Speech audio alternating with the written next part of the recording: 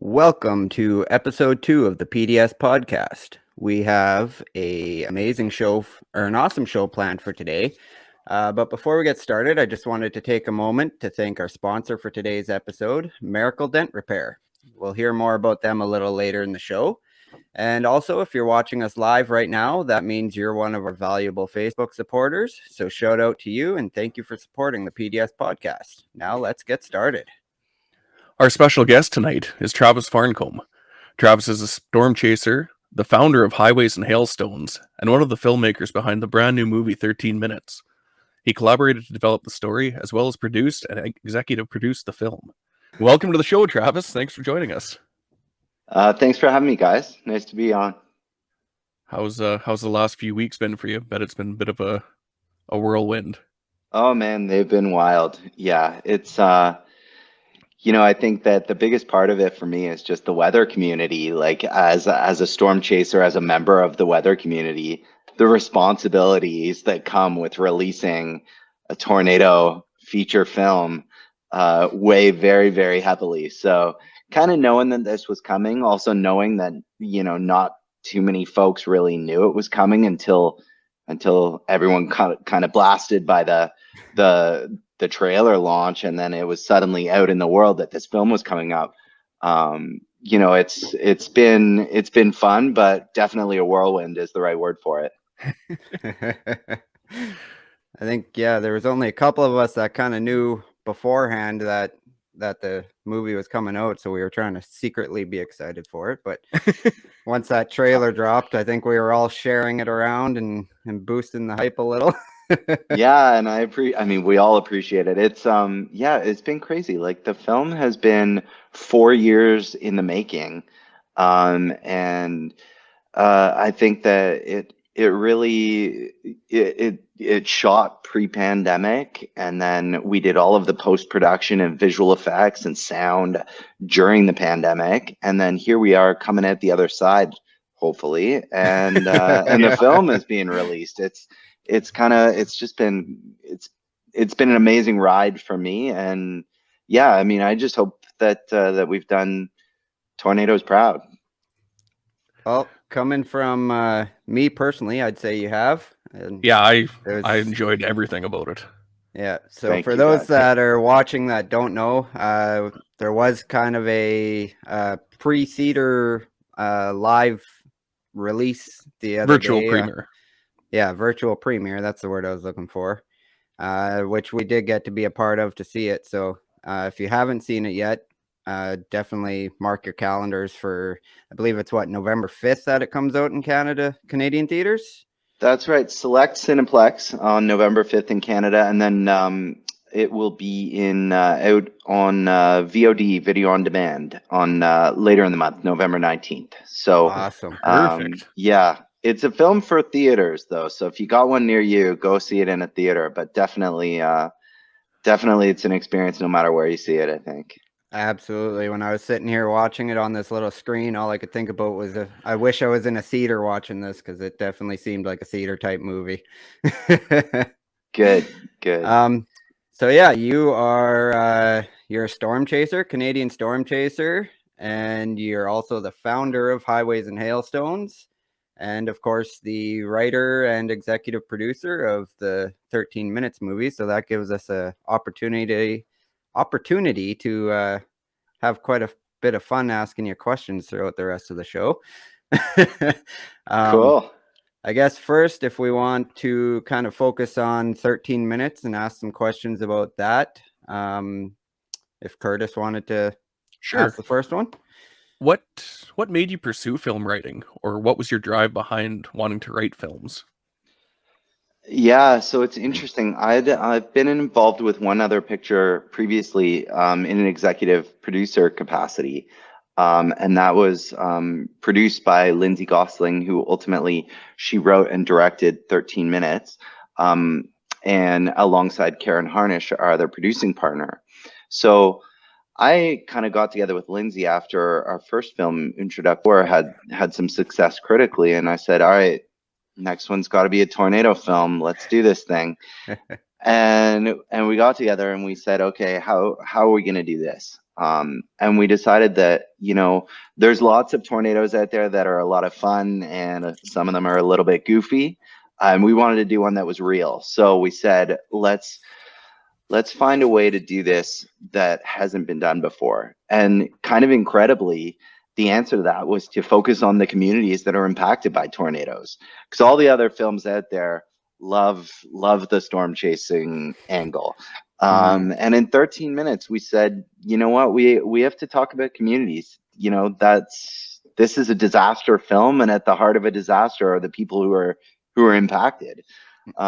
So we ran with that idea. We decided that it called for an ensemble cast, which means, multiple primary characters with intersecting storylines, and that was going to be our best way to represent community and the impacts of a day like this. So, really our approach was to lean into the realism and the accuracy of a severe weather day.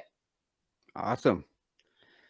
So, when you were starting out in film writing and producing, was there any roadblocks that you faced in that journey? There's roadblocks all the way along, for sure. So with 13 minutes, you have to have a good story, a story that needs to be told, and then it needs to be well written. So Lindsay and I spent months and months developing the story behind the characters, all of their arcs, and all of the intersections. And I won't tell you what they all were, but at different times the characters weren't as they ended up on screen. They were different people experiencing different journeys. And so you kind of got to find the right balance of the characters. It's got to be well written. And then, one of the hardest parts is getting a film cast, because you're not going to get a film made if you don't attach great talent to it. And we went out to a wide array of actors who we thought embodied, or we could see becoming or having a connection to the characters we were hoping they'd play. And in the end, we couldn't have been happier. Trace Adkins as Rick, and Anne Heche as Tammy, Paz Vega as Anna, all the way Thora Birch as Jess, Peter Facinelli as Brad, our reporter. All of our talent that we attached just felt like they were everything that the roles needed. Yeah, I know while watching it, like the characters, they seemed very, very real. Like they felt like they were definitely meant to play those roles. And Trace is a huge man. Like, my God, is he intimidating? Trace is gigantic. I was literally and figuratively. Like he is a big guy. And my favorite Trace story from set was I was out looking at the scene of farmhouse destruction, and Trace came up beside me and he just said, "Wow, this film's got a budget." Like, all right. Good. But yeah, I think he was exactly who we needed and what we needed for the role of Rick, and him and Anne just balanced each other so perfectly on screen. So, but to your question, finding casts that fit the roles, because if any of them falls down, the whole ensemble falls. So I think we landed with a cast that we were just so happy with, so talented. That's awesome. So I think I probably know the answer, but would you consider 13 minutes to be your greatest achievement so far? Oh man. I mean, professionally, it's certainly an achievement that I am very, very proud of. I can tell you that we created 13 minutes for a number of reasons, but one of the most important reasons was to to start a conversation or participate in a conversation about extreme weather and how people react and respond. So, my hope is that the way that Twister inspired a generation of storm chasers, I hope that this film will inspire a generation of people who think and talk about how they are going to respond to a tornado watch and a tornado warning and really any extreme weather alerts, because that's what this film is all about. The characters all have these dramatic storylines that weave together and intersect and play off of one another. And all of their personal journeys and conflicts bring them to a place as the warning is sounded. And all of them are left with different scenarios that require different responses. And we see people who make good choices and people who make bad choices, people who respond properly and people who don't. And in the film, all of their decisions in those moments, in those 13 minutes, are what kind of make or break their moment of survival. And so my hope is that people will come out of this and it will have kind of a cultural resonance where someone will be driving along and receive an alert saying that there's a tornado warning, and they'll remember what happened to Carlos under the underpass and think, let's hope that they don't go to the underpass. Exactly. I don't do that. It didn't work. Or they'll think about, what Anna and Jess chose for their moment of safety, and kind of really think about all of the different messages that are kind of buried in there in the arcs of our characters. I think it's going to take probably another 10 times to watch it before I catch all of it. There is a lot of hidden stuff in there. It was awesome. So many. There's a lot of Easter eggs. Yeah. I texted you right after watching it, and the nod to Twister. I truly appreciated that one. That was awesome. I love that. I love that. I won't spoil it for anyone, but yeah, you'll know it when you see it. There's a couple Twister nods, and there's things all along the way. Like even as the characters build their tension in their storylines, we build the weather tension with them. And I think that, people who don't know the weather that well as the extreme weather community like you guys will pick up on it slowly but surely. Yeah, that was one of the biggest things, was the weather matched the day the entire way through. As it was building, the wind was right, like just everything. It was accurate. It was so good. Even like the mammatus in the sky afterwards. Yeah, like it felt like you were there in person, because it was accurate to what it should have been. That means a lot. I mean, everyone was so committed to realism with the weather that right down to we had everyone ingrained in them was the idea that this is a supercell approaching. We need inflow, not outflow. Point the fans toward the tornado, not away. It was That's awesome. Was really well done. So you've gotten this movie out here. It's in theaters, ready for people to see. Is your brain ticking on your next project? Do you have anything upcoming that maybe you want to talk about? Definitely the brain. Things are simmering. I can tell you that there will be more films, and I think that it's fun to explore human nature and important human stories in the context of extreme weather and environmental catastrophes, because there's important stories to be told from a weather and environment perspective, and there's also, I think that we find out a lot about ourselves in those moments. So I think that I'm going to be looking to bring disasters and people onto screens more than once. That's perfect. That's good. I'm excited for that. Good, I love it.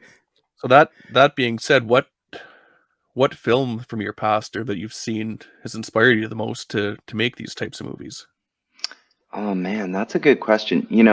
I think that I mean, I gotta give a shout out to Twister, of course. You know, I was my storm chase career, my fascination with extreme weather started in 1995, 1 year before Twister was released, when we had a tornado at the lake at my cottage, and the next year Twister came out, and that kind of sealed the deal. I think my mom took me to see it 6 times in the theater.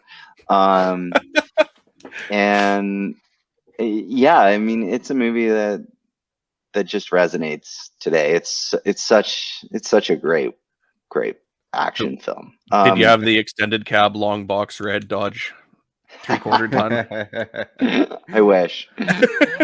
But I think that for 13 minutes, I think the inspiration comes more from kind of like old school disaster movies, you know, Poseidon Adventure and Earthquake, and films that are a little bit, even like White Squall a little later after those. Like, these are films where you've got, you know, these kind of ensemble casts, and you build a sense of community, and you take time with the characters before you just blow them all apart. Because lately, not just sitting there throwing bags of ice at them the entire time. That's it. I mean, and that was one of the things about making this film. It's like, you have to exercise self-restraint when you're making a tornado movie, because, like, put me in a VFX theater and give me like an array of options, and it's like, oh, let's talk about what debris we're gonna fling where now. But you have to really pull yourself back and say, I want this to be real. And so that's the approach that we came at this from. We said, we're gonna use real skies the whole way through, up to and including the visual of the tornado. We're not doing a computer generated tornado. We're going to use real footage from storm chasers, and we're going to augment in the visual effects process. And so that's how we achieved, I think, a degree of realism that's not been achieved in this way in a tornado film. Well, in the tornado, sure. I know you could see the rain wrapping around it and the debris in it. Yeah, I'll let Jordan ask. I'll quit fanboying. Okay, well, I will I'll skip the next question, Curtis, and I'll go to the one about the tornado, now that we're on that subject. So while watching the movie, there was a scene where there was this little girl. She was staring down the road at this monster tornado, and that was the most realistic movie tornado I've ever seen. So from what I can understand and what you just told us, this was a real tornado with some visual effects added. Can you tell us a little bit more about how you made that tornado look so good with the blending of the real footage and the VFX and everything? Absolutely. So the scene was shot in downtown El Reno in a residential street with Shaylee Mansfield, who plays Peyton, standing in the road with wind blasting at her. And then we took it to VFX. What we did was trees were removed from the as shot footage to make more sky space in the shot. We looked hard, far and wide for the perfect tornado for that shot. It was really important to me that we not go with kind of too classic a Wizard of Oz tornado, because you know, one of the messages that we wanted to teach people through film is that tornadoes come in all shapes and sizes, and you don't always get to sit on your porch with your camera for 20 minutes watching it come toward you. So when Peyton finally gets a view of the tornado, she's out there in the bear's cage after they've been pummeled by rain and hail, and then she gets inside the wrapping of the curtains, and there it is. And so in the end, we settled on footage of the Tesco Tornado in Kansas, which ironically, I was storm chasing that storm, and I never do this. I never leave a storm and say, like, the storm looks like crap, it's not going to come back. But I did that day, and I bailed on it, and so I missed the Tesco Tornado. That is, I know, always a fatal mistake. It is, but you know, it's so much worse when it ends up being the tornado that you need to find and license for the feature film that you're working on. So that's the tornado I didn't get, and now I need it. That's it exactly. That's it exactly. So we got the Tesco one, tested it in the shot with composite imagery. And then what we did was we augmented it in the VFX process. The VFX team created CG kind of dust and ground debris that was blowing in the inflow past Peyton toward the tornado. I think that we had like a CG like stick and a cup also fly past Peyton and get sucked up into it. We the amazing VFX team called Company 3 here in Toronto, they created a debris field that takes up the entire sky in the shot and is just circulating the tornado. And so that was overlaid on top. And then what we did was we added power flashes at the base of the tornado. And we also licensed video of a tornado that it's a famous video from Attica, Kansas, where a roof gets sucked up and pulled into the tornado. We licensed that footage, and they ended up just kind of capturing that piece of debris being sucked up into the tornado, and you'll see it move into our tornado from the right hand side near the end of the shot. But that's where it's like it's the coolest thing in the world. You're sitting there making this tornado come to life on screen, and we're all being like, do you think the power flash should happen a little left there? Do you think we need like one big power flash and then a little power flash? And then you get creative with the team, and 30 iterations later, you're like, all right, we're done. That's the shot. Let's see how it plays. So that's the story of the Peyton tornado shot. I absolutely love those little power flashes. That was just perfect. I think if I had the opportunity to do that, I would be like a kid in a candy store.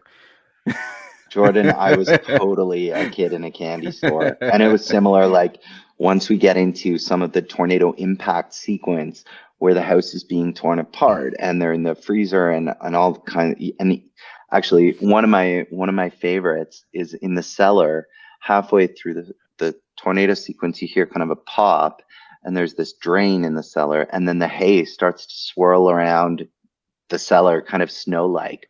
All of that floating hay was also done in the VFX process to add a dynamic element to that cellar scene. And that's the sort of thing where you're working with the VFX team being like, let's slow that hay down 20% and maybe add like 2 times more. It's just the coolest thing. It's like editing the biggest picture ever. That's right. Absolutely right. So do you have any advice for young writers out there, or something you wish you would have known when you were starting out doing this? Ooh, look at advice on this. Yeah, that's a good one. Well, I mean, you ask for advice, you gotta get this right. I would say that, get your ideas out there and trust your instinct on what's going to matter and what's going to resonate. And then once you get it down on paper, stick with it. And when it's out there, people are going to love it and people are going to hate it. And that's not a bad thing. That's the conversation that is supposed to happen when you're doing something creative like this. So it's a wild ride. Awesome. I think it's like that in a lot of different industries too, not even just film writing, just even being a photographer or anything. You're gonna have that love-hate between people seeing your stuff. So especially a weather photographer, there seems to be a lot of hate. I think we're just a very passionate community, and so that passion takes all forms and all shapes and colors. What Twitter needs is some kind of thing to have on there, like a smiley face, a frowny face, and a neutral face, so that you know what tone to read it in. Actually, I like that idea. I think most of the time we end up reading stuff in the wrong tone in our head and totally get insulted. So I might already know the answer to this question, but if you had the opportunity to remake a classic, which one would you go for? I'm secretly hoping that the folks working on Twister 2 will ask me to be a weather consultant after they see 13 minutes. I'm being very presumptuous and assuming that they will in fact see 13 minutes. But I gotta say Twister. I think the film is so much fun. But I also think you could get into it and inject a little more accuracy. Yeah. If they do reach out to you, I would be really good at running for bottles of water for you. I will keep you well hydrated. Just saying. All right, noted. Curtis, you're my water boy. Yes, lifelong dream realized. Awesome. When we were watching it, a lot of the scenes, they seemed like, I mean, in a movie you always strive for the realism, but it felt like the emotion behind a bunch of the scenes were real, visceral. Like it felt like it was actually happening. Was there life experiences that you have that you drew off of for that, or that other people had that drew off of that? Like there was, man, it felt like it had happened. Yeah, definitely. I have never been hit or impacted by a tornado, but I will say that Carlos's driving scene in the hail that's smashing his vehicle and his windshield up, the visual reference for that was a video from a van that I was driving in front of the Elmer tornado in 2016, where I was working as a guide with a storm chase tour company at the time, and we were in softball size hail and all of the windows were smashing and exploding, and I'm telling the guests like, oh, we're good, I'm getting us out of the way of the tornado, just cover your heads and lean in, like. So that was the reference from my experience there. The general kind of concept for the tornado came from it's kind of a blend of those horrific tornado events that we all know about, Joplin, Missouri, Greensburg, the Moore tornadoes, and I was chasing in Joplin as well, just ahead of that tornado. So the character of the storm, that kind of dark, messy, beastly, rain-wrapped tornado, was kind of loosely inspired on I would say that Joplin type event. A lot of the imagery after the tornado had passed reminded me a lot of the images from that you see from Joplin. The stripped trees, the carnage, the road still being kind of clear, forks stuck in the tree, like all of that kind of stuff. Like it seemed very, very much Joplin-esque. We knew that we had to get, just the same way that we had to get the storm sequence right visually and in a naturalistic way, we knew that we had to get the damage right, because if you put together a disaster film, then the damage looks like garbage cans and mailboxes. It's not gonna sell it, and we wanted to truly represent what this day looks like from start to finish. And so I can tell you, halfway through the VFX process, we shot with these amazing sets in the foreground of rubble and debris, and then that was how it was shot. Afterwards, in the VFX process, we worked with the VFX team to extend those debris fields to the horizon line in the shots. So it's a blend of as shot practical sets and VFX augmentation for the damage. But halfway through, we realized that something was missing, and it was debarked, mangled trees that just give it this depth of field and this kind of haunting it's something character you don't see. Exactly. Like it's just an everyday object, but it looks terrifying. Totally. And they kind of stand as kind of like pillars all through the rubble. And so we went and we got all of our VFX trees kind of extended to the horizon, and I think it really added a dimension to the disaster and the realism of it. Absolutely. Yeah. So we have seen a few comments that indicate some people are surprised by the diversity of people and issues touched on in the film. And some even go as far to say as it's quite political. What would you say to these folks? Yeah, so all of the characters in the film and the circumstances that they're living in and the challenges that they're facing were designed for a reason. First and foremost, they all kind of represent different um, kind of awareness challenges that people face during a severe weather event. So we have characters who are struggling with, issues of mixed messaging in their personal lives, with Maddie, who's pregnant. We have characters who are, face challenges around denial. That would be Luke and his parents. We have other characters like Carlos who have language barrier issues and hearing impaired issues with Peyton. So what we wanted to do was really mirror all of the reasons that people's response to severe weather warnings kind of fails at times. We wanted to take those reasons and assign them to each of the characters, and that's what guided what they were going through personally in the script. And then what's more, I would say we needed to show that tornadoes are levelers, that they come along, they don't care who they hit, they don't care who they impact, and they really reset us all. And so we needed to show an array of people and beliefs and circumstances and conditions in order to really give that true sense of society.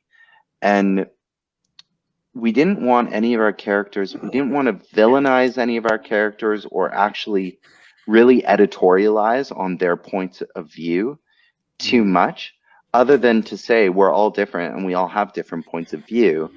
And, hopefully, when disaster hits, we're all going to work together to find our way through it. So I don't think it was, the film's not political in the sense that there's not, we don't dive into polarizing political ideas. We simply have issues in the film that have become politicized. And they're issues that people deal with, so I think that being able to show community in that way is kind of essential if you're going to show community. Just makes it real. And yeah, I think for me, for example, it opened my eyes to these issues that I never would have really thought of prior to watching the movie. Just situations that the average person that doesn't deal with these issues wouldn't consider as being an issue in a disaster situation. So it definitely did an awesome job for me, at least, for opening up my eyes to that. I love that. Absolutely. Especially especially the Peyton character. All of our warnings are audio. Mm-hmm. Everything has an audio aspect. If you can't hear it, how do you know it's going off? Peyton, Carlos as well, with his language barrier issues. Yep. There are language barrier issues that cause people to receive warnings in a delayed way or in an impaired way frequently, and it's essential. Years ago in Canada, I don't know if this is still the case, but I believe some warnings were being delayed because we needed to get the French translation alongside the English, and of course it's important that both of the languages be there, but then that was also causing a delay in terms of getting it out the door fast. And both of those are the kind of social science issues that people that need to be sorted out. No one's saying which is the priority, but at the end of the day, we're at a place where severe weather warnings are actually really good. The meteorological science is quite good. But at the end of the food chain, are people and the human response. And so that's so often where it breaks down. Like, I know you guys probably have seen them the way I have, of videos of people out in their cars being slammed by debris in like the circulation of a tornado. And it's unfortunate because they're in the wrong place and they're doing the wrong thing.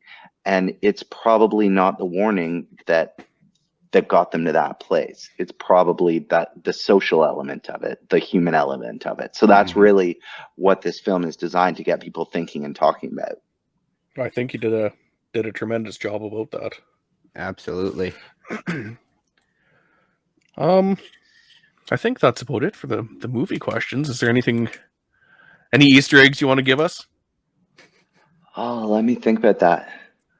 I don't want to give too much away, but yeah, I mean, I think that, one thing that I would say too is that a lot of people who don't know severe weather want, tornadoes all day long in a film.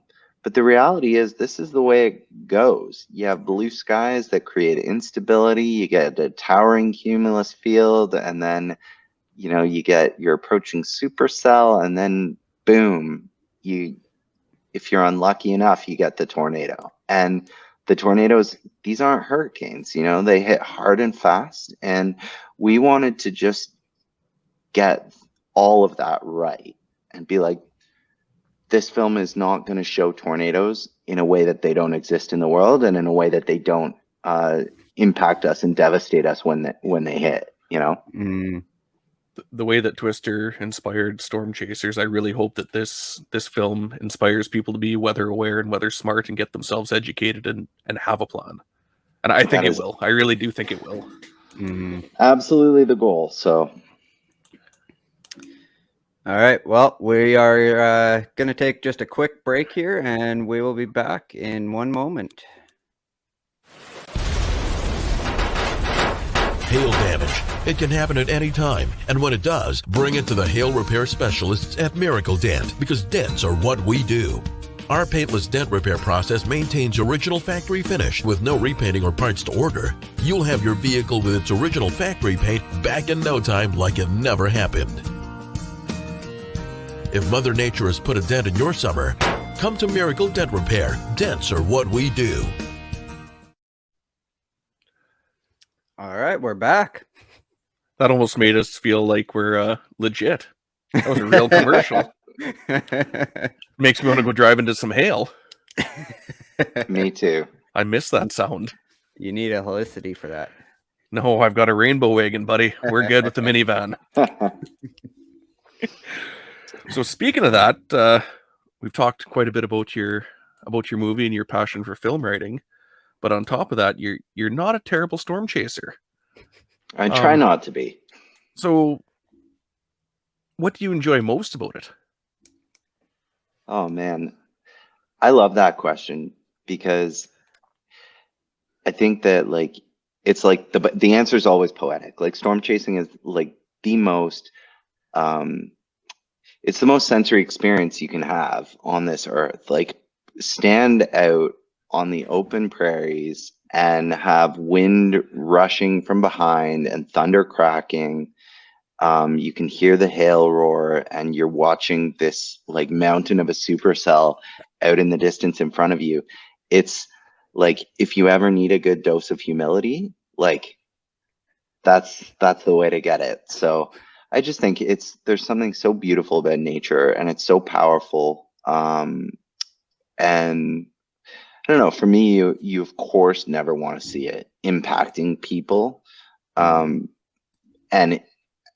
it does. And, so it's like, that's the duplicity of this hobby. It's loving something that can be so destructive at times. But that's also the reason that, not to dive back to 13 minutes, but that's the reason that I'm interested in, talking to you guys and about, severe weather response and safety and making a film like 13 minutes, because those are, I don't know, it's a dynamic, complex hobby, and at times it's heartbreaking and at times it's amazing. Well, that's my new answer if anyone asks me. 100% gonna steal that. It's all yours, Curtis.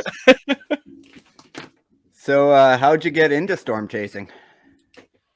Oh man, so I got into storm chasing. I'd been like I'd mentioned to you earlier that when I was about 12 years old, the storm at my cottage, it was actually a derecho in 1995, one of the worst derechos events in Ontario's kind of memory. And one of the tornadoes that was spawned in that storm system happened at the lake at my cottage, and that hooked me. Then, Twister came in, and I just became like a raging tornado geek, where I grew up, and like I remember my friends teasing me because I was always drawing tornadoes in art class and talking about tornadoes, and those teasers are now all the ones who are like, "Hey, can I come storm chasing?" No, you teased me, you jerk. You remember when you were being a dink? Exactly. Yeah, and then about 10 or 12 years ago, I kind of had storm chasing on my bucket list and realized, okay, a bucket list is not something you need to start working at when you turn like 60. Like let's get this bucket moving. So I ended up going on a storm chase tour with my brother and my sister and her husband at the time, and we saw several tornadoes. And the first tornado I ever saw was at night. Everyone was looking one direction and kind of watching the lightning flicker. And I looked back behind us in the other direction. There was just this flash of light, and there was this cone tornado. And I was like, tornado. And I think that the guy running the tour company was probably hears that all the time from the guests, and was like, all right, buddy. But then he turned around and there was a flash, and it's this big cone tornado. And he's like, hey! Holy crap, there's a tornado. Exactly. And then a few days later, we saw this amazing photogenic tornado that was on the ground for like 45 minutes or an hour near Faith, South Dakota. And I was hooked. So from then on, it's just been trips to the alley and more recently to the plains to get my fix. That's awesome. So you don't have any, or do you have any training in meteorology or anything like that, or are you just self-taught? No, I am self-taught, and I'm shamefully bad at the meteorology of it all. I want to the science aspect. I mean, I'm kind of constantly working on myself and my forecasting and trying to learn more, because it's like when you get a forecast right, it just is the most amazing thing.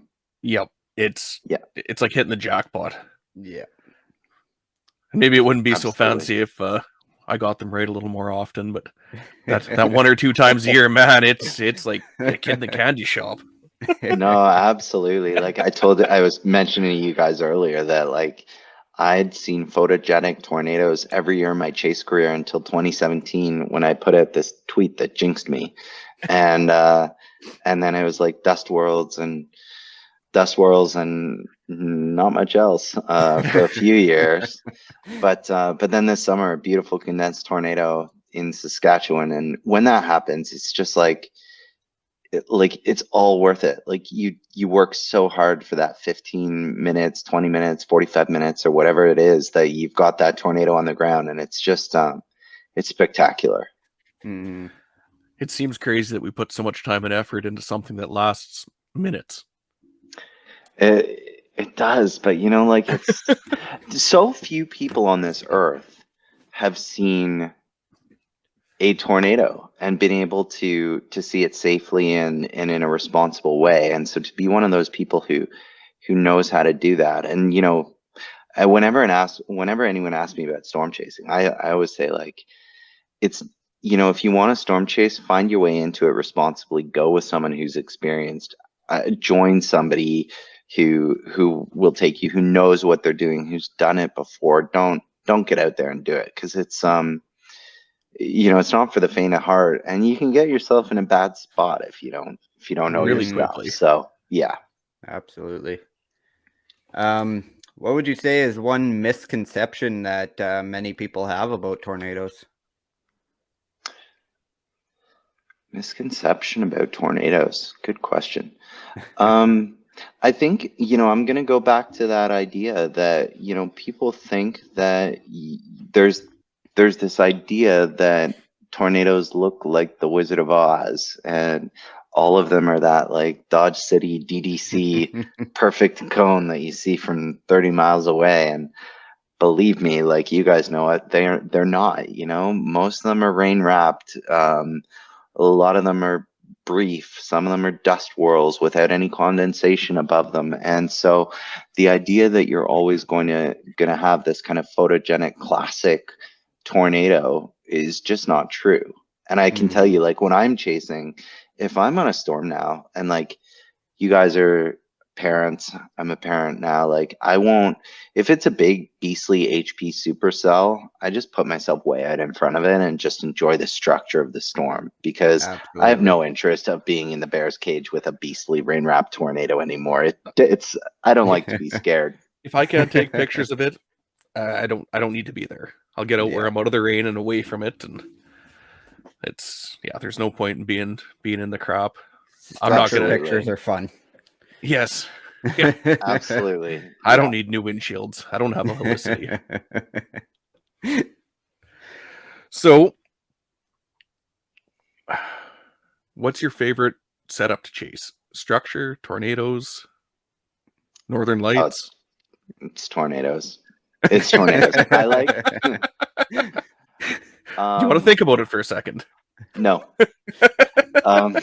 I like dryline setups on the plains. I like triple point plays. I'm a sucker for like a good triple point setup where you've got your warm front, dry line, cold front all intersecting, and boom, that's just always where the storm of the day seems to be. I'm also a sucker for storm mergers. Anytime I see two cells about to crash into each other, I'm like, oh, tornado time, T-minus like 5 minutes.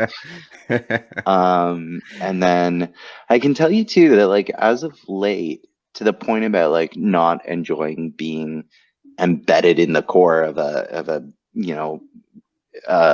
gorilla-sized hail producing beast, like I actually really enjoy later season chasing now. I enjoy the high plains down in the States and in the prairies where you have, you're out of the chaser traffic. You're not in like the high season, which is obviously, May in Oklahoma and Kansas. And you get those setups where I think the storms, they're not maybe kind of the prolific tornado producers that you get in April and May necessarily, but they're often very pretty. So that's kind of been my evolution of slowly becoming a structure junkie.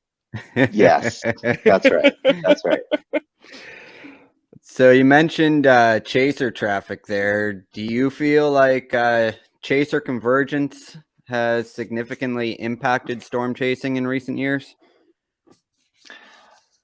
I think that it has. I will speak about it personally, which is to say that it's impacted how I view chasing and how I storm chase.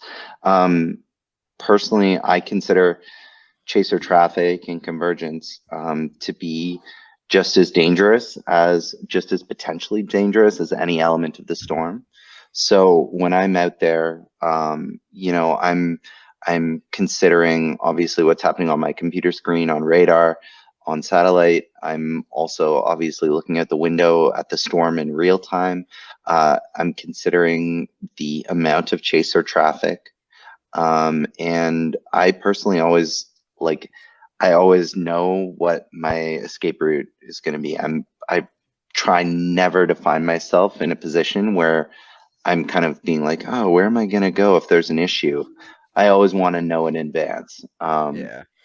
And Jordan and I have talked about that. Well, actually, on the last podcast too, we always make sure we have at least 2 exits. You always have to have that road to safety. Yeah. Oh, absolutely. And I think that, chaser traffic, frankly, like it impacts the speed or the accessibility of escape routes. Some people have different degrees of comfort with storms and with convergence or traffic. I don't have a big big appetite for it, so I always try and stay back. With the Dodge City tornadoes a few years ago, I was on that event, and I've heard reports that the storm chaser traffic was insane that day. It was this beautiful photogenic supercell with this gorgeous tornado that was not anywhere near the rain, and I stayed back with the folks I was chasing with, probably 5 miles from the tornado, 6 miles out, was on a road, and I just sat there, didn't feel the need to get any closer, and just enjoyed the view. And no one else was on that road with me. So I think it all comes down to your own personal, like, kind of um, safety thresholds and expectations as a chaser. Yeah, I know, talking like from experience, the Mangum, Oklahoma tornado of 2019, like that was first high risk day in a long time. There's PDS tornado watch out, and like it was just extremely overhyped by everybody basically, and the chaser traffic was just absolutely bonkers that day. And I did my best to like take as many back roads as possible that day to stay out of it. And then right before the tornado touched down, I ended up at a highway with just thousands of cars just at a standstill, and just had to end the chase there because it was just, there was no way I was going to get through that. And it could have been a dangerous situation for sure. Yeah, that stuff's not worth it. No, absolutely. I'd definitely rather be chasing out on the Canadian prairies with one or two other chasers in the area on a day like that. I hear ya. And we know all three of them. Yeah. Would you consider storm chasing to be let me try that again. Would you consider storm chasing to be an addiction? Yes, Yeah. I would. I mean, the funny thing about storm chasers is everyone who storm chases is so passionate about it. Like, you meet people who are like piano players and they're like, yeah, I play piano. You meet people who are storm chasers and they're like, I'm a storm chaser. Like, it's I a was thing, on this one and I was on that one, and Exactly. Like, it's the most insanely passionate group of people. Something about it, just like, if it gets hold of you, it doesn't kind of get hold of you. It really gets hold of you. So yeah, I mean, I don't know if I would call it an addiction, but I also wouldn't, I would miss it for the rest of my life if I didn't storm chase anymore. well, And I I go to know bed that. thinking about tornadoes. So yeah, it's probably it probably qualifies. Well, I know how I feel all winter, and it really feels like I'm going through withdrawals. So I'm pretty sure it's an addiction. Yeah, I hear you. Good old storm deprivation syndrome. Exactly. Damn SDS. So you've been chasing for quite a few years. I'm sure you've seen quite a few tornadoes. What's been your favorite storm or tornado to date, if you can recall it? I can, I think the one that is most special to me, I chased in 2013. It was a day in August in Ontario, and I was chasing solo, and I went up and got on a supercell just as it went, kind of got its act together and underwent tornado genesis, and it produced one of the prettiest tornadoes I've ever seen. This beautiful white elephant trunk tornado that was on the ground for 20 minutes. It went through in its life, it was an elephant trunk into this kind of nice stout cone, and then it had a beautiful rope out. It was it went right between the towns of Arthur and Grand Valley and didn't hit a thing. And it's always amazing to see a beautiful fully condensed tornado, but to get one on your home turf, and two in Ontario, where like our storms are often rain wrapped and precip loaded, and to get a beautiful photogenic tornado that rivals any I've seen in Kansas, an hour north of Toronto, that's a storm chase that I will never forget. Absolutely. That's awesome. And then for it to not hit or injure anybody or anything, that's just a added bonus for sure. Yeah, that's the dream. Yeah, that's the perfect tornado right there. Have you ever had a tornado turn on you or get too close? Yes. We we were I'll give you two instances quickly. One was Joplin, Missouri, when I was actually a tour guide with a storm chase tour company. Or no, I wasn't guiding with them at the time. I was with them. But we were in front of the Joplin tornado, driving through town. The storm, like everyone knows the story of the Joplin tornado, like it just morphed into a violent tornado producing beast so quickly. And then, we were driving down Rangeline Road and people were in lines at the drive-ins and we were yelling out the window saying, get out of the way, get out of the way, get underground. And we got out of the tornado. I think we were probably, and I don't think I'm exaggerating, probably we got out, it's a mile-wide tornado, and we got kind of just probably about 2 blocks past its southern edge as it crossed the road behind us. So that one, and then when the devastation kind of became apparent and the numbers in terms of the impact on people and human lives started to come in, that one just sobered me forever. So that's the one that jumps out. Another instance is Elmer, where we were stuck in some chaser traffic as the tornado got really close, and then we had to drive north through the forward flank downdraft as like soft outside hail just beat the heck out of the van. And I'm looking in my rear view mirror, and it's like that, like objects in mirror closer than they appear type thing, where it's like this thing was just taking up the entire mirror, and I had all of these people in my van, and windows are smashing, and I'm trying to drive the car in like intense winds, and I'm just like, this is not the right positioning. And sometimes, like, I'll tell you, my biggest fear is I'm just gonna plug my computer in, guys. My biggest fear is that is being on the north side of a strong to violent tornado as it occludes toward the end of its life, when it's still super strong and basically takes a northward turn on you. If you're up there in front of it, that's the nightmare for me. So yeah. When you said the objects in mirror are closer than they appear, all I can think of is Jurassic Park and the T-Rex chasing the Jeep. That's all I can think of. It was very much the T-Rex chasing the Jeep. Just, oh crap. Exactly. So we talked about your favorite tornado or storm. Do you have one that was kind of your biggest disappointment as a storm chaser? A chase gone bad or missing a tornado or anything like that? Oh, you know what? I'm actually going to dive back. It's the same day that was my favorite day that I told you, the Arthur tornado.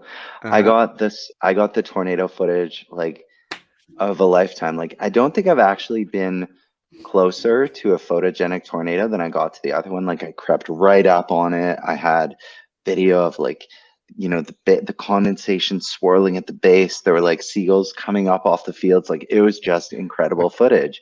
And then I went a little further, and the storm produced another funnel cloud. And I'd left my tripod at home that day, so I was balancing my video camera on the hood of the car while I was stopped to capture my video. And then I got home. I got home at the end of the chase, and I was like, "Oh, I can't wait to see my video. Where's my video camera?" No. Oh no. Yeah. So I had left it on the hood of the car and like peeled out of there after the funnel cloud. And so I knew where it was because I'd taken photos at that location. So I was able to go back to the exact spot and was smashed. It looked like a truck had just like found it and been like, I'm going to smash this thing to pieces. And it was just shards of its former self. Oh So man. that's the one that's still like, even as I tell it, like I feel a little like A little tear welling. rolling. Tear in your eye. Exactly. That stings the most. Oh, that hurts. Yeah. Why would Yeah. you ask that kind of a question, Jordan? I didn't know it was going to be a tearjerker. Yeah, exactly. Oh man, that's gotta just wipe the tears here. I'm back. I'm back. What do you we know when you realized that. How do you think the weather changes are affecting storms? Do you think Tornado Alley is changing, moving north? Yeah, that's a really interesting question. I don't know. Like, I know that I'm not qualified to properly answer that question, but I'll tell you what I think. I think That's all we're after. good. Yeah, I mean, I think that certainly we're seeing impacts on the way that storm seasons play out relative to kind of what's going on in kind of a pattern sense. Like this summer on the prairies, there were pretty much no tornadoes across the season. Except the one behind you. Except the one behind me. Sorry, guys. But yeah, I mean, where in this summer, with the prairies kind of socked in smoke, which kind of insulated things and parched, storms didn't really happen on the prairies this summer. At the same time, you see a trend where in Ontario we're getting more tornadoes, and they're happening later in the season, August, September, even into October now. So there are definitely some interesting shifts happening. I think that, it's, if you're somebody, even a lay person who pays attention to this stuff, you can see them happening, and it'll just be really interesting over the course of the coming years, for enough kind of time to go by that patterns can be detected and understood. Because yeah, I do think things are shifting and changing. It seems to be the later and later. It's odd. It's very odd. Definitely. And I think east as well, the plains have had some really quiet years, and several of them recently. And then, as we all know, the kind of, one of the biggest tornado outbreaks this year was on the eastern seaboard in like the New York City metro. Like, like what's that? So yeah, it's interesting to see kind of storms and the geography shift for sure. Yeah, and you talk about like Ontario storms being later in the season, and I've noticed that a lot in Manitoba as well. Like, when I was a kid, June, July tended to be the most active severe weather, but the last couple of years it's been, the first half of August, like Scarth, Manitoba, Ep3, that was August 7th. Alonza, Ep4, the year before, I think that was August 4th or something along those lines. Like, it definitely seems to have shifted its timeline at the very least to be more like a late July, early August kind of season now. Yeah, it's interesting. I always say that I feel like that when we get our stronger tornadoes, particularly in Ontario, it's when we get kind of winter-like systems in the spring, or kind of winter fall-like systems at the end of the summer, where you get the kind of those big dynamics in the thermal environment of the summer months. So yeah, it's weird how there's been kind of a trend to the later months for sure. Yeah. So it appears that you'd like to keep yourself pretty busy, because on top of being a film writer and a storm chaser, you also happen to be the founder of the app and website Highways and Hailstones. So if you don't mind, we could talk a little bit about that. Starting off with, what is try that again. What is Highways and Hailstones? Yeah, Highways and Hailstones. When we designed Highways and Hailstones, the idea was to create kind of a community of responsible storm chasers who could come together and share their or exhibit their storm chase work and portfolio. So it gives chasers an opportunity to sign up, and almost in the format of a social network, be able to create a site and a presence that's all of their own, but within kind of a broader storm chase community that is connected. So with kind of shared audiences, shared interests, and shared passions. And then as Highways and Hailstones, the website evolved, last year we ended up launching an app, and the app is kind of a chase tool which allows chasers to live stream. It helps to document your chase. It tracks and logs and maps the route that you take, and then at the end, any photos and videos or notes that you make along the way all get kind of geo-populated along that path. So it auto creates a chase log for you. So the ideal with Highways and Hailstones is that now you can open this app and you can, push tweets or posts out to your social media networks. And then it really just helps you to document your storm chase in a consolidated and light touch sort of way, and that at the end of it all, you can hit publish, and it puts out a published chase log for you that kind of pieces together your day chasing. So what made you want to create something like this? I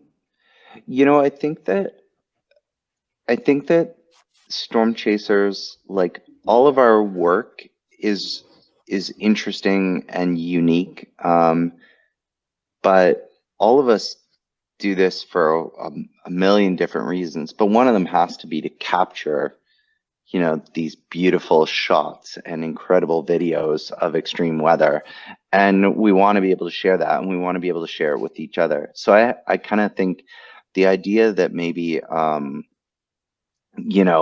have this phenomenal chase day, and I'm out there, and this is how it went, and you guys were both out on that same day having a totally different chase from a, you caught all the same stuff from a different perspective, or you made better choices and I didn't. I can kind of look at what you did and really just kind of get this curated and holistic look at how the day unfolded. So it's a tool just to help chasers document, and part of it too is we're working towards to get the app to a place where right now it will auto populate your tweets. So if you one of the most frustrating things for me is if I have a tornado in front of me and it's like not going to be a long-lived tornado, and I'm like, photo of the tornado. Okay, I need to push it out there, and I want to put the time, I want to put the location,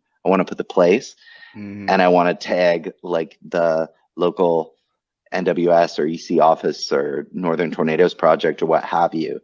And then I don't know about you guys, it takes me like a minute to put that tweet together, right? And then I notice the spelling mistake, and it takes another minute.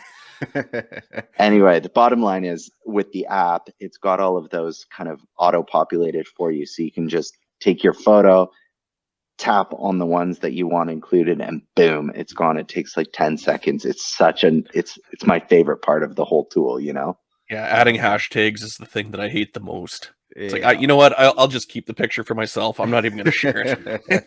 It's just mine. I hear ya. I don't know if you know the answer to this question, but how many storm chasers are currently using the app, if you know? I don't know the answer to that question. No. I know that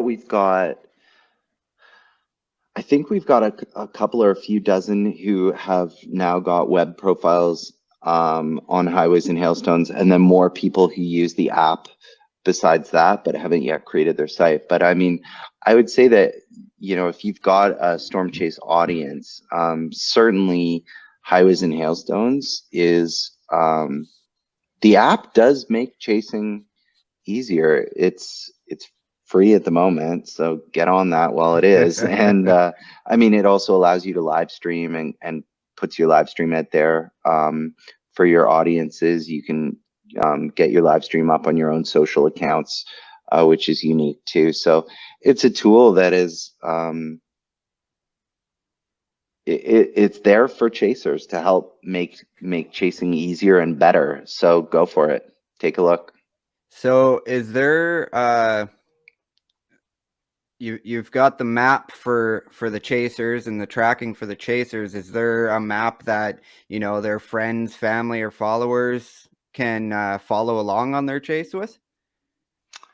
Yeah, when you go to live at highwaysandhailstones.com, you can watch, you can get on the live map and see all of the different chasers who are chasing live. You can click around and choose which one you want to watch when. And we're working on making it more of an integrated experience with features where you can interact with the chasers either by liking or commenting or those sorts of things. So there's going to be a whole bunch of new features that come out in advance of the next storm season. So Awesome. It's just going to get more and more awesome, to steal your word. Yeah. Well, I know that personally I've got a terrible memory, so I use Highways and Hailstones every time I go out, if nothing else, just to show me what I did wrong the last time. Then I can go back and see exactly where I screwed up. I love it. Awesome. I love that. So I guess it's safe to say that you personally use the app when you're chasing? I do, yeah. It's really easy. It's really intuitive, and I think it's also really cool. Like at the end of the day, like if you finish a storm chase, like you were out there, like you want to document it, you want to know, and you want to like, I don't just want to live with the memories. I want to be able to go back and relive it, and that's kind of what this lets you do. Like if it maps where you were and it's geolocated each photo you've taken along your route so that you can see where you stopped and got that photo of the tornado looking up to the northwest. I think that's super cool, and it lets you kind of document it and capture it for posterity. So, and then being able to go in afterwards on the website and put in kind of like more premium content, edited photos and videos into the beauty of it is you can really make it your own. You can do a lot of written content if that's your thing. You can really just lean into photo content or videos, and you get to really just put together the chase log. And it can be as simple as going and using the app and then hitting publish, and the chase log is just done for you. Or you can go in and really get creative and crafty in how it's designed and what content is in there and how it's displayed. So essentially it's a storm chaser's journal. Yeah, definitely. But and cooler. I think but way cooler. Yeah. Well, kind of the 2021 journal. Yeah.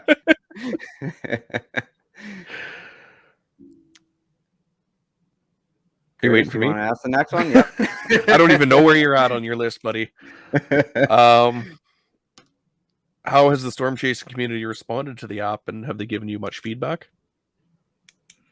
Yeah, I think that the app has been really well received. As with anything, I'm not going to lie, getting something out there and really getting it to take off, it takes traction, and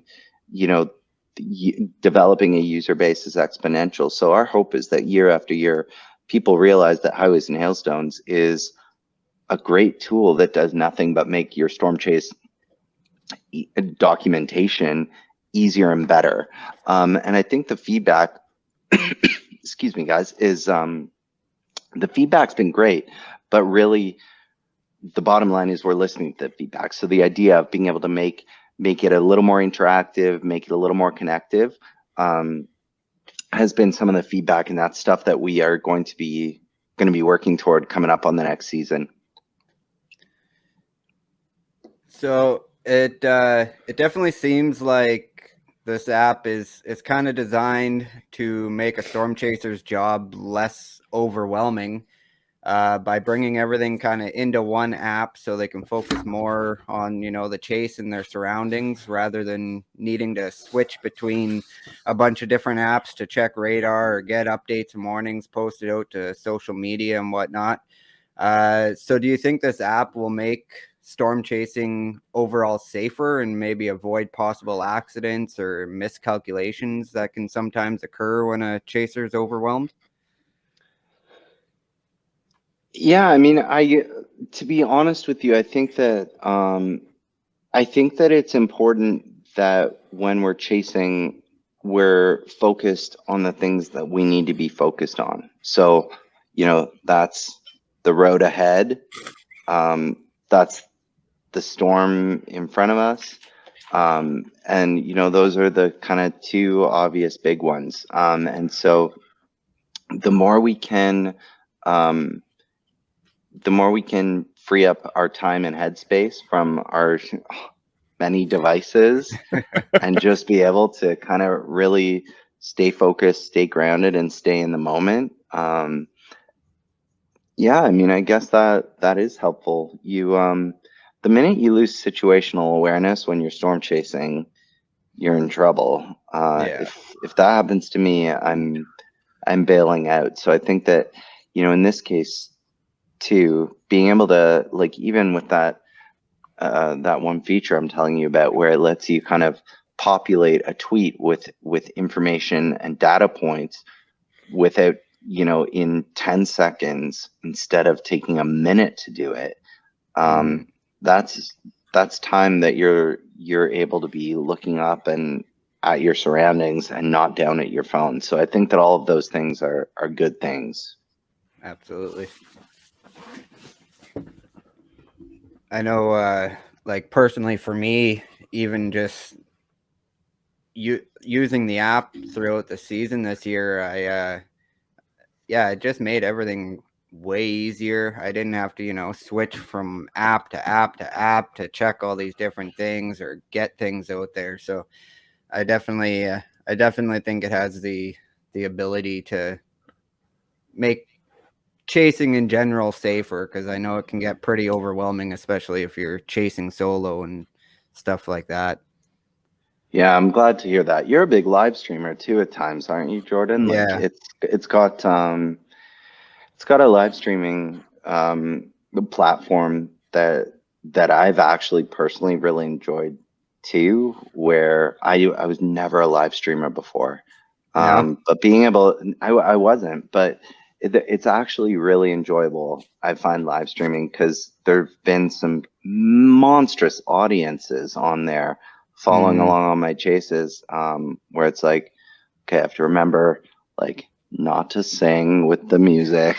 Like, That's the worst part. you know, hit mute when it's a private phone call, all those good things. But the bottom line is, it gives people a chance to kind of chase along with you and understand what it's all about. And I think that's a good thing too. So the idea behind Highways and Hailstones, all the way from the live streaming to the content creation too, was to the point of safety, to give a general audience a chance to feel like they can experience storm chasing and really get into storm chasing without feeling like they need to go out and do it if they don't know how. So it's really putting storm chasing content out there in a way that just lets people share it. That's awesome. So, you know what that sound is, Curtis? That's the game show time. Sure is. We're done with the serious questions. It's time to have some fun. Guess the tornado. What if I stink? Well, the last person who said that got it on question 2, so So I got to get question 1. you got to nail it right off the first one if you want to be the best ever. Yeah. All right, let's do this. So how this works, we'll give you a couple facts about the tornado. It's going to be a historical tornado.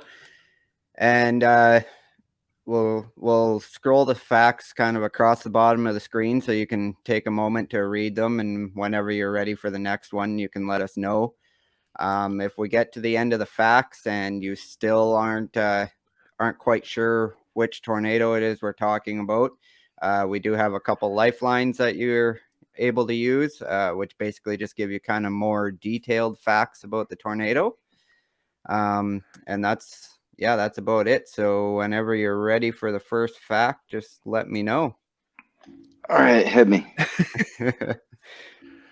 So fact number 1, this tornado had a total of 28 fatalities. Regina. Holy crap. You win. Dude. Well, it's a good thing we went long on everything else, because we're going to have to really rethink this whole game show portion. Well, you beat Michaela. You got the number one question. No, you got her, buddy. That's too funny. Oh, it took me all the way till the first lifeline before I got it.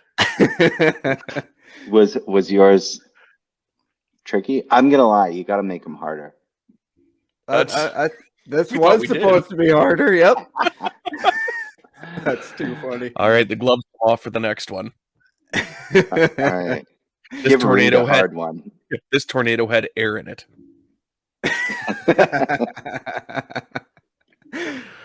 All right. Well, with that being said, we have one last little trivia question for you before we end the show, and this one's for all of the Timbits. Are you ready? Yeah. How many holes does a straw have? 1. Is 2. it 1 or is it 2? Depends on perspective. 2. Right? 2. It's got that 1 or 2. See, that one's harder. That one's better. We should have started with that. Give me the tornado question.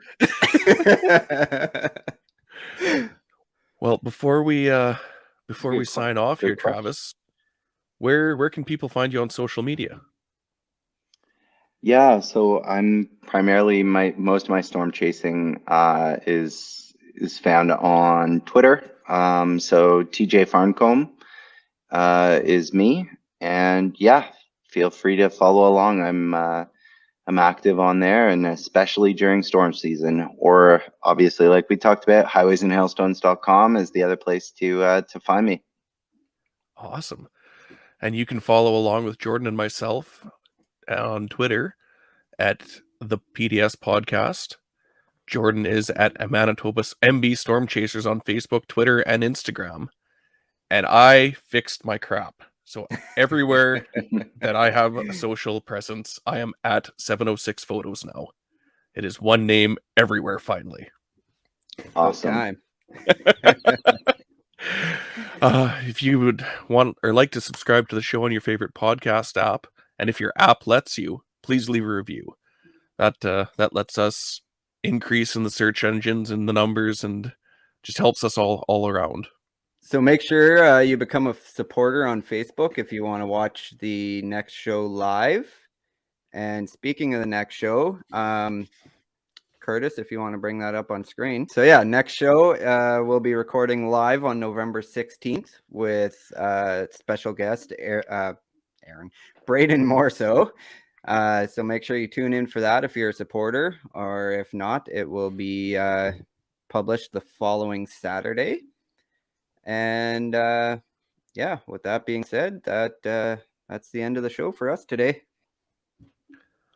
Awesome. This was great, guys. Thanks for tuning in, everyone.